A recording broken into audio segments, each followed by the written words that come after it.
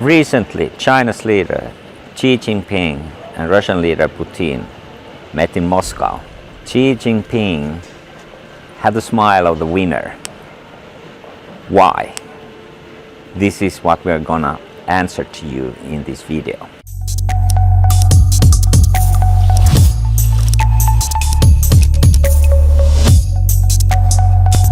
I'm Marco Villenius, the traveling futurist here in Venice.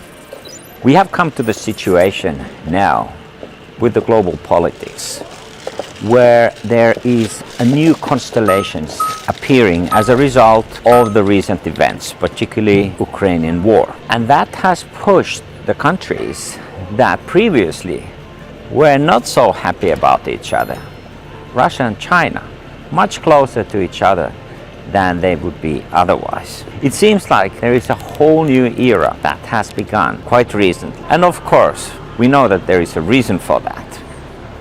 While Putin has been losing most of his friends, China is looking for new ways how it can secure its bases on the big battle which is out there in the future waiting for them, which is the battle between China and the United States. Now, for this reason, China needs obedient partners that are taking care of their primary interest, which usually means natural resources, energy, and so forth. And of course, this is what Russia has to offer.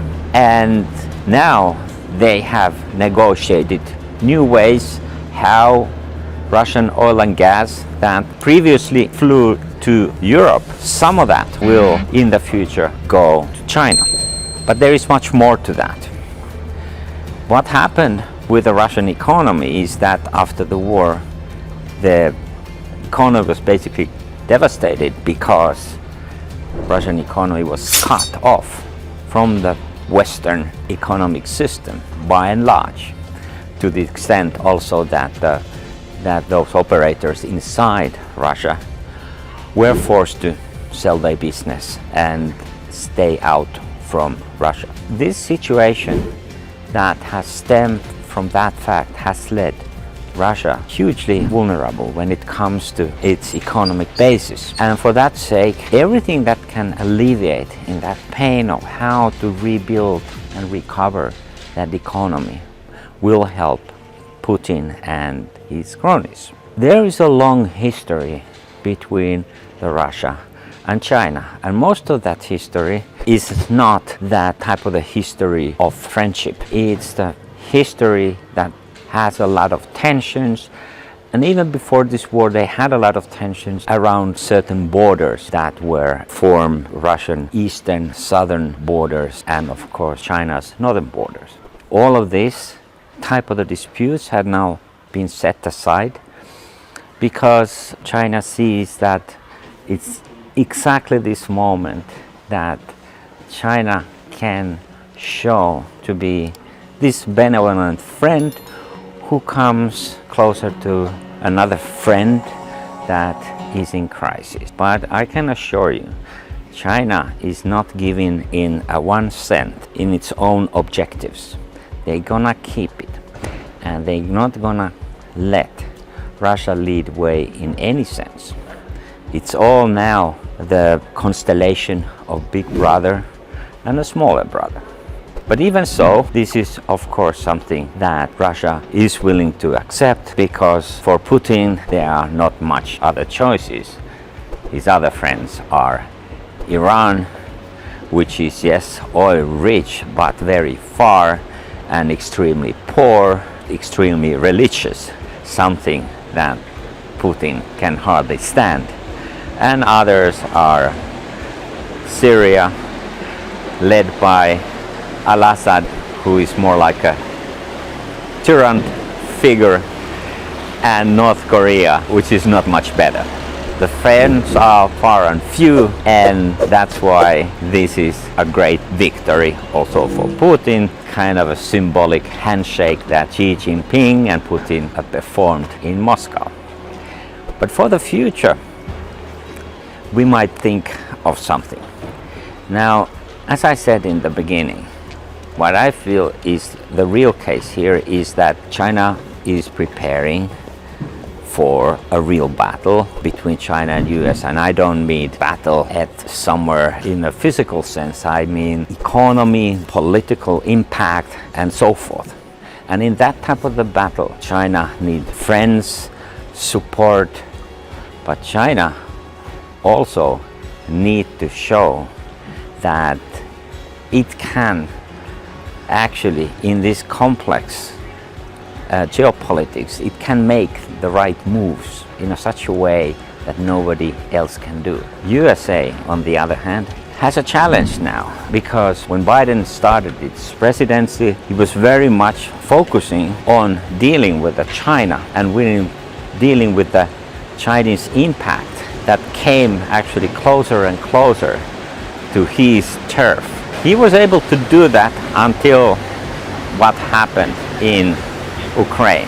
So in a way, Putin's assault to Ukraine meant a very good thing for China also, because Biden cannot be anymore so much focused and committed to deal with this China issue, because he has to lead allegiance, a coalition to support Ukraine, which means the European partners who do not seem to be able to pull their act together without the leadership of the United States. For that reason, Biden's attention is now elsewhere. For that sake, as long as the war continues, China will do all kinds of a clever move in the back, while US needs to be fully focused in its foreign policy on this Ukrainian case. And that means that actually China can ramp up its efforts to also to spread its wings to other countries. It's already done so in several countries like South Korea, Japan, and Europe, and of course increasingly in Africa and even South America. But all those efforts have been supported by the strong economy that China has. Now, China had a terrific problem with the economy when the pandemic started, because it hit hard the Chinese mainland for a very long time. Now they are recovering that. Now this year's economic forecast says that they are back on the track. At least much more growth percentage for this year is promised, and that also means that China will be back also in economic terms, which means that it has more muscles to flex.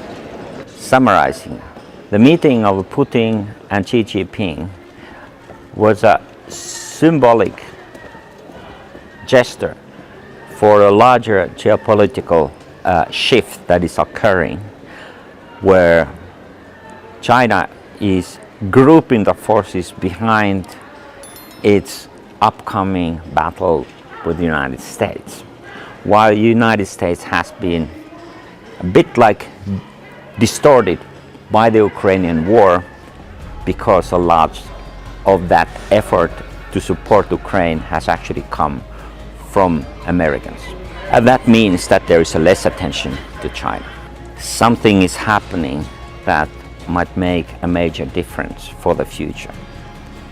And that battle, which is upcoming between the US and China, will probably change again the whole world order as we know it. Subscribe to my channel and look for other related videos and learn more about the future.